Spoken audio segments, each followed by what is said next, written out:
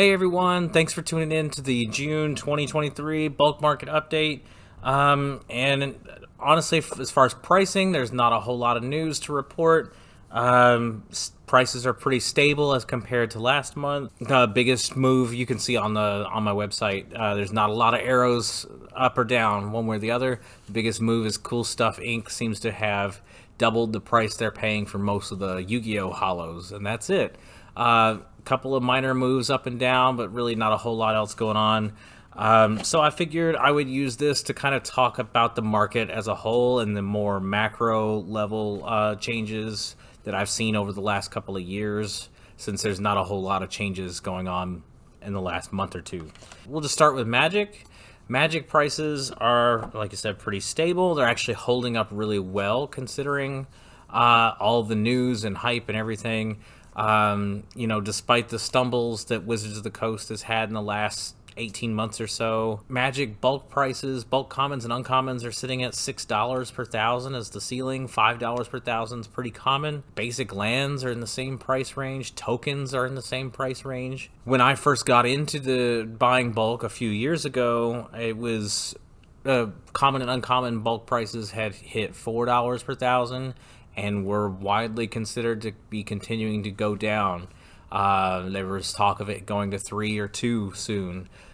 Google up old Douglas Johnson articles if you want to have a look at that. They're still out there. So, despite all that and all the worry about overprinting and all the worry about everything going to zero, the floor is actually double where it was.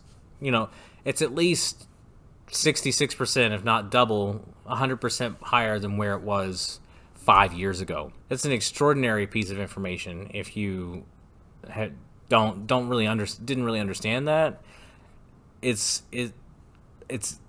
literally the opposite of going to zero. The floor is rising. Any fears about overprinting, and this is across all TCGs, at least the major ones, any fears about overprinting or everything going to zero are wildly out of touch with the bulk market at the low end market. Its price of the Magic bulks still sitting at $5 to $6 per thousand. Really reflects that. Pokemon prices are usually more volatile. Like I said, when I first started paying attention to Pokemon prices, they were over $50 per thousand. Now they're down to 15 to 20. I pay 15. A couple places pay 20. Right now, those prices are still being affected by people getting used to Scarlet and Violet, silver borders with the different printing and collation in the packs and stuff like that. And how they're doing the different hollows now. So that's still something that remains to be seen. It looks like hollow and reverse hollow prices are approaching each other just to make it simpler.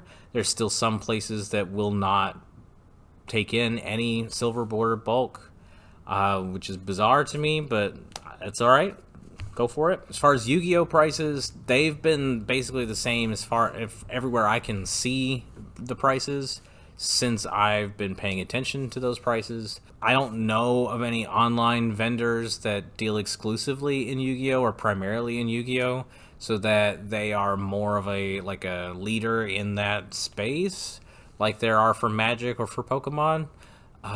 Most of the online Yu-Gi-Oh bulk vendors I've found they have it kind of tacked on to a pre-existing Magic or Pokemon or Magic and Pokemon business. So it seems to me like a lot of the Yu-Gi-Oh bulk dealing either goes through them and they're just doing it as an also thing, or it's done more privately or more directly. I know there are a lot of bigger but less public people out there who are buying. A couple little pieces of news. Darium's is not Darium's anymore, if you didn't know that. They are luxury ball collectibles now. Their website has changed, so I have changed their listing on the bulk buy list page. I don't know the drama behind that. It seems like there is drama behind that. I'm not interested in knowing about it. Don't ask me because I don't have any details. Don't provide me any details because I don't have the space in my brain for them. If you want to learn about it, go learn about it. I'm sure it's all out there. It seems like they've talked a lot about it, so I don't want to rehash it or have thoughts about it or anything like that. Just feel free to go check it out and leave me out of it. I've also added another vendor to the page, Trading Card Emporium. So David over there has been really nice to me, and you should go and check him out if you are looking to sell. He's more of an up-and-coming buyer, so definitely have a look at his page. As far as my own little corner of the bulk market, I'm still doing the bulk distribution system, taking in lots and selling out lots. Most of it's going to the patrons who get a discount and first access to it. But feel free to check out my website at the shop page there. I keep the inventory there up to date pretty good. Sometimes the orders fly in really quickly through Patreon, so it doesn't get updated quite as fast there. But if you place an order through the website, it automatically updates for me now, so that's made it easy for me.